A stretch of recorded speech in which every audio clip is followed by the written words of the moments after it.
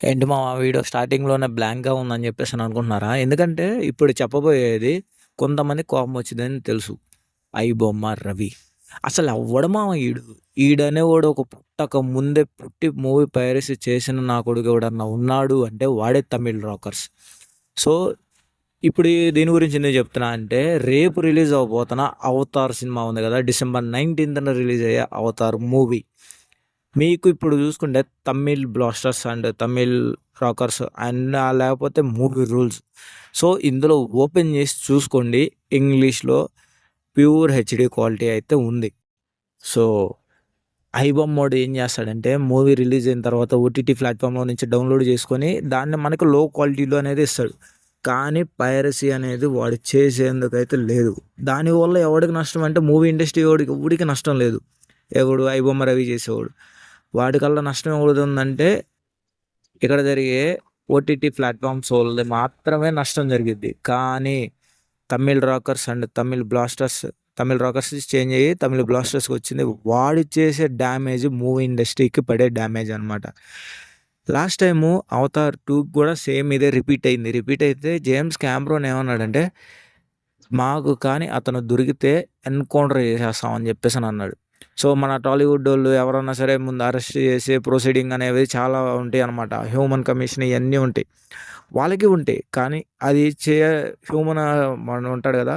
వాడు చేసేది మితిమీరి చేస్తే మాత్రం వాళ్ళకి గవర్నమెంట్‌కి ఖచ్చితంగా సమాధానం చెప్పుకోవాలి.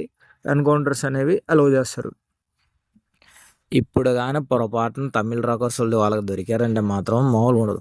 మీరు కావాలంటే చూసుకోండి. ఇంకొక కొన్ని గంటల్లో మనకి తెలుగు వర్షన్ కూడా వచ్చేందుకైతే అవకాశం అయితే ఉంది.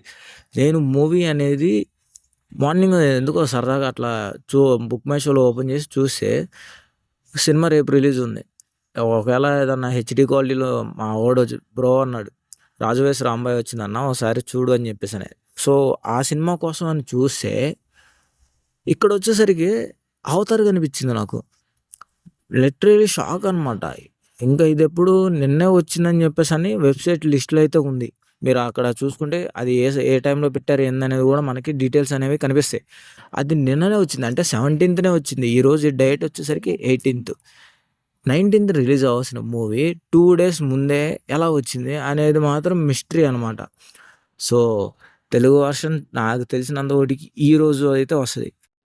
పైరసీని అడ్డుకోవాలంటే ఇక్కడ జరిగే చిన్న చిన్న ప్లాట్‌ఫామ్స్ వాళ్ళని రిలీజ్ చేసే 'ఐబొమ్మ రవి' లాంటోళ్ళని కాదు పట్టుకోవాల్సింది. ఇట్లా మెయిన్ అక్యూజ్డ్ అనేవాడు ఒకడుంటాడు చూసారా? మూవీ థియేటర్‌లోకెళ్ళి వాళ్ళ సినిమాని తీసుకొచ్చేసి మనకిక్కడ రిలీజ్ చేసేవాడు. ఇలాంటి నా కొడుకులను పట్టుకోవాలి. 'ఐబొమ్మ రవి' గారిని పట్టుకుంటే తెలుగు యువత ఎంత రచ్చ చేసిందో తెలుసు. సో, అలాంటి రచ్చ కాకుండా ఇట్లాంటిది మూవీ ఇండస్ట్రీకి జరిగే డ్యామేజ్‌ని ఆపే నిజమైన పైరసీ చేసేవాళ్ళని ఆపాలి. 'ఐబొమ్మ రవి' నా దృష్టిలో మాత్రం వాడు ఓటీటీ ప్లాట్‌ఫామ్స్‌కి మాత్రమే చేసే డ్యామేజే తప్ప సినిమా ఇండస్ట్రీకి ఎటువంటి డ్యామేజ్ అనేది వాడి వల్ల అయితే లేదు. సో, డ్యామేజ్ ఉందల్లా ఎవరి వల్ల అంటే ఈళ్ళ వల్ల. తమిళ్ రాకర్స్ అనేవాడు చాలా పెద్ద నెట్వర్క్ ఇది. చిన్న నెట్వర్క్ కాదు. సో, దీని మీద తమిళ్ రాకర్సో, తమిళ్ బ్లాస్టర్సో ఏదో సంథింగ్ టైటిల్ పెట్టి తమిళోళ్ళు ఒక సినిమా అనేది రిలీజ్ చేశారు. వీళ్ళు లాస్ట్ టైమ్ టార్గెట్ చేసిందే విజయ్ గారిని. వాళ్ళ భారీ బడ్జెట్ పెట్టి తీసిన సినిమా 100,00,00,000 పెట్టో, 50,00,00,000 పెట్టి తీసిన సినిమా ఒకటుంది 'పులి' అని. సో, అది రేపు రిలీజ్ అనగా ఈరోజు ప్యూర్ హెచ్‌డీ క్వాలిటీ దింపిన కెపాసిటీ తమిళ్ రాకర్సోళ్ళది. సో, వాళ్ళని పట్టుకోవాలి ఫస్ట్.